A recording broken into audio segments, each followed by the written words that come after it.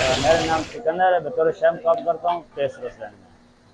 और सोबत का जो प्रोसेस है, इसके लिए हमें पहले पतीला लेना पड़ता है, फिर हमें घी डालना पड़ता है पतीले के अंदर, फिर उसमें हम प्याज डालते हैं, तकरीबन प्याज ब्राउन होते हैं, इसको आधा घंटा लगता है प्याज ब्राउन में।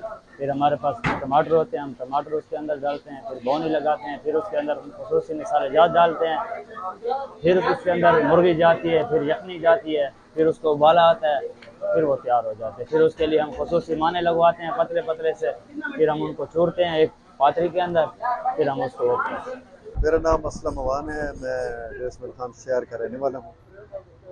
सोबत जो है यहाँ की बड़ी यूनिक डिश है और ये सदियों से यहाँ की सकाफ़त का और यहाँ की रिवायात का हिस्सा है, इसलिए लोग इसको पसंद करते हैं। और अब तो पिछले 10-15 साल से ये कमर्शलाइज हो गई है, होटलों पे आ गई। इससे पहले जो थी तो ये घरों में होती थी, या जो हमारे रिवायती चौक जिसे आप पश्तो में हुजरा कहते हैं, तो वहाँ पर ये दोस्त मिल के बनाते थे। लेकिन अब कमर्शलाइज हो गई है। अब आजकल आपको हर होटल पे जो है ना सोबत मिलती है, अच्छी सोबत मिलती है। आमतौर पर अगर आप किसी के लिए सालन बनाएं तो उसके साथ आपको चावल भी रखने पड़ते हैं, फलानी चीज़ भी रखनी पड़ती है, फलानी चीज़ भी, बारबेक्यू भी रखना पड़ता है। लेकिन ये एक ऐसी डिश है कि जिसके लिए आपको मज़ीद किसी चीज़ की ज़रूरत नहीं पड़ती है।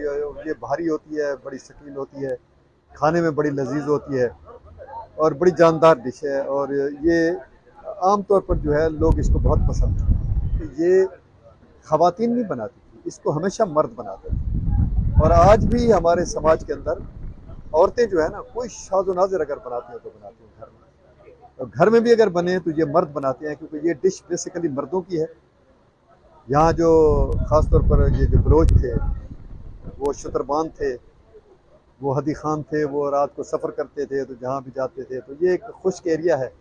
तो यहाँ ये जो शोरबा है, इसकी बड़ी अहमियत है। ये धरती जो है वो पानी से हमेशा महरूम रही है। और फिर ये लोग मुसाफिर जब सफ़र करते थे, ये शुतरबान थे। उस ज़माने की सबसे बड़ी ट्रांसपोर्टेशन जो थी वो ऊँट थी। तो ये मील हाँ मील का सफ़र करते थे, 10-10, 15-15, 20-20 ऊँट, और हर उसके ऊँट के साथ एक शुतरबान भी होता था। तो वो मिलकर बैठते थे, बनाते थे और इसको एंजॉय भी करते थे, और ये उनकी ज़रूरियात को भी पूरा करते थे।